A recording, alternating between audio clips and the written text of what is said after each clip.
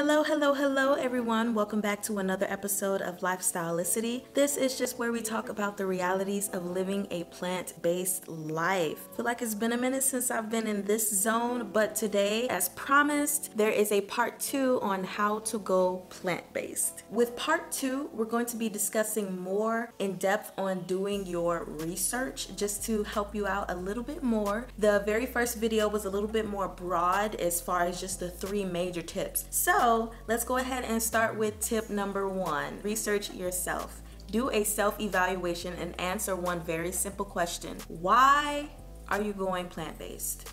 Why are you going vegan? The reason you need to really focus on that is because depending on who you are and what you're able to do, sometimes it might get hard. You might have cravings or certain temptations, if you will, and you're gonna need to remind yourself why you're doing what you're doing. I mean, it's totally fine if you slip up, as they would say, but if you don't want to slip up, just continue to remind yourself of your why. And then also, it's good to know why you're going plant-based because people are definitely going to ask you, and you want to have that reason for them just right there. So that's pretty much it with that. So the second thing I want to talk to you guys about is cravings. Understand that cravings are perfectly fine. They are natural. It's gonna happen. But if you do your research properly on learning about your replacements and knowing how to cook certain things in order to make it taste a certain way, then guess what? Those cravings are actually gonna be a lot less, if any at all. My very first year of being plant-based, I didn't have cravings for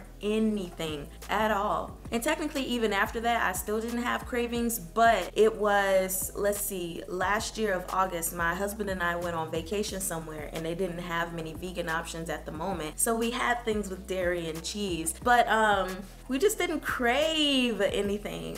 So the more that you know about your journey as far as what you can do in the kitchen, the less you'll crave.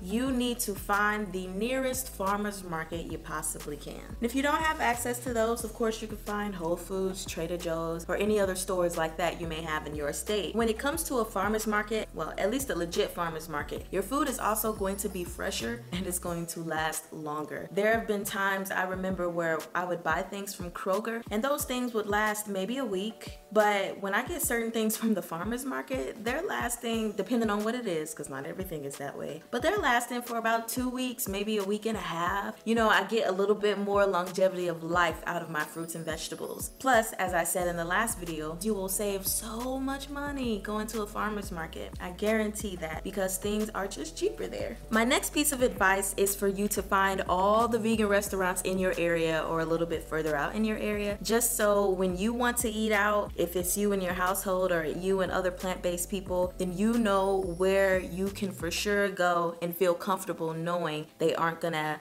accidentally mess up your order and put butter, put cheese and stuff like that. And for those people who are your friends and family that do want to be adventurous and maybe try some things out, you can take them to these restaurants so they can know what it's like to be plant-based. Another thing that I'll say about going to vegan restaurants is that you do get really inspired from the things that they make. You realize, I could probably make this at home too. So after looking up your vegan restaurants, it is also important for you to know about all of your options at non-vegan restaurants. And here's the reason why. Because people are going to invite you out to eat. Not everybody we know is plant-based, right? Right. And they're thinking, oh yeah, she could just eat a salad. She'll be fine.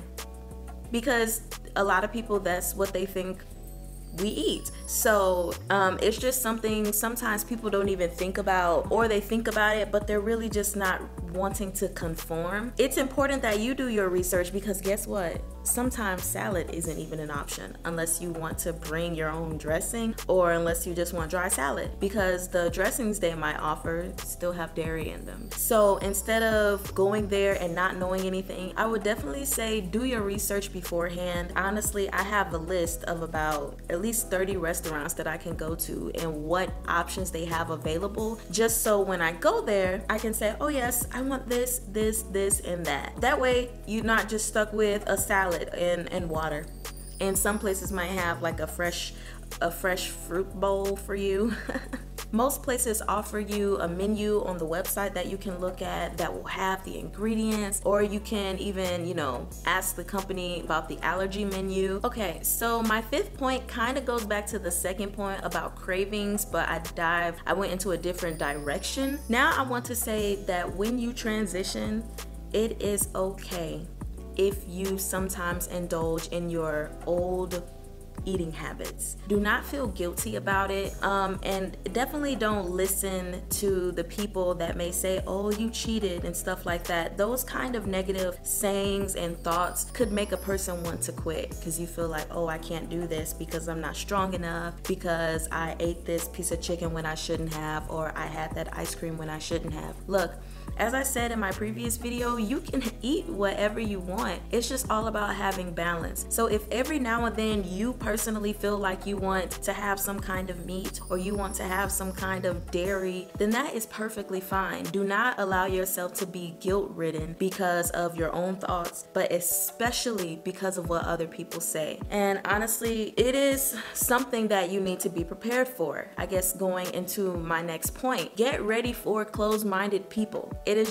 It's going to happen, regardless of if it's your family, it's your friends, or people in your workplace, or some random blojo you meet on the street. People are just going to judge because they don't understand. You know, they have not done research about it. And of course they haven't, because they're not interested in it, so why would they? And then there are those who are knowledgeable about plant-based living, but still do not like the concept of it. But I'll never forget my last job I had. There was always a girl there who commented on my plant-based life like it was something stupid, like she didn't really care for it. And she wouldn't say those things, but I could tell by the tone of her voice, by the way that she would look, and just the discernment I had from her spirit. You know, I could just see that she didn't care for it. And anytime she would want to get something for, you know, everyone in the office, she's like, oh, you can't have it because you'd be cheating on your plant-based diet. And you know, it was just really annoying. Or she's like, oh yeah, that's right, I can't get that for you because you're plant-based. And I was just, yes, I am.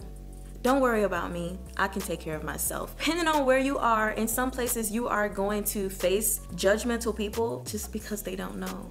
And that's perfectly fine. You know, it's okay if they don't know. And of course, depending on who the people are, you can educate them, and then other people, you can just ignore them. There are probably a lot of things you didn't know before you decided going plant-based, which is why you had to do your research. There were a lot of things that I didn't know before going plant-based, and so I had to do my research. That's just it. I just wanted to come on really quick, nothing too long. Just make sure when you're going plant-based that you, number one, of course, evaluate and examine yourself and really understand why you're going plant-based. Number two, understand that cravings are okay, but if you do your research properly, you're gonna have less and less cravings because you'll discover you're not really missing much because you've got the creativity in the kitchen. Number three, make sure you find your nearest farmer's market and find your Whole Foods, your Trader Joe's, and stores like that in your area. Number four, find all of your vegan and vegetarian restaurants, and then learn about all of your options at your non-vegan restaurants. Number five, when you do fully transition, know that your cravings are okay. It is all about your personal journey, your personal balance. Whatever you need is what you continue to do for yourself. And your transition can be cold turkey, like myself and my husband,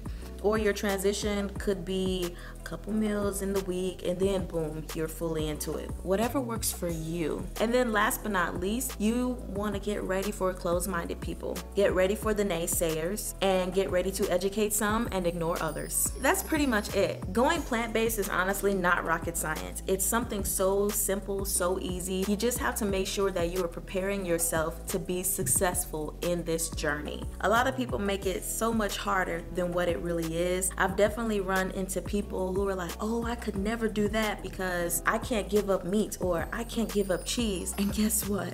When I tell them we have vegan cheeses, we also have vegan meats, and then mushrooms are great meat replacements. And they're like, really? I did not know that. Whoa, mind's blown. It's actually quite funny. And then a lot of people, they get excited and say, oh, well, maybe I'll have to look into it. Know that your knowledge in the plant-based field can actually help people. You might actually inspire them.